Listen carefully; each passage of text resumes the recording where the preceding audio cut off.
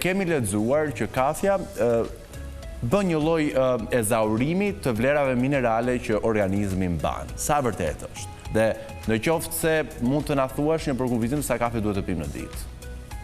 Atëherë, kafja djallëzohet shumë dhe më vi keq sepse kafja ka efekt protektiv. Kafja sidomos në sëmundjet kardiovaskulare është një gjë e mirë, ka antioksidant të fuqishëm, pra edhe me ato të mirën një fillim, por ka treguar në konzumi i lartë, sasija lartë e konzumit të kafes, shkakton ngacmim të mukozës të stomakut dhe pastaj natyrisht edhe të mukozës të zorrës. Dhe nga kjo vi që natyrisht pengon edhe resorbimin e shumë vitaminave dhe mineraleve në trupin tonë. Pra nga ky këndvështrim duhet kafja të shikohet individualisht, a më bën mirë mua, edhe apo kam probleme me konzumin e kafes, sasinë, cilësia e kafes do të ishte poshtë me rëndësi, dhe tjetra natyrisht të vret a kam pas pirjes së kafes ose në mosha të ndryshme, tek gratë për shembull ka konzumi i kafes pas orës 2 mas dite,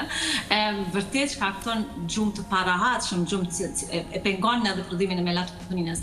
Pra, kafja nuk duhet të djallëzohet ashtu. Sa kafe në ditë?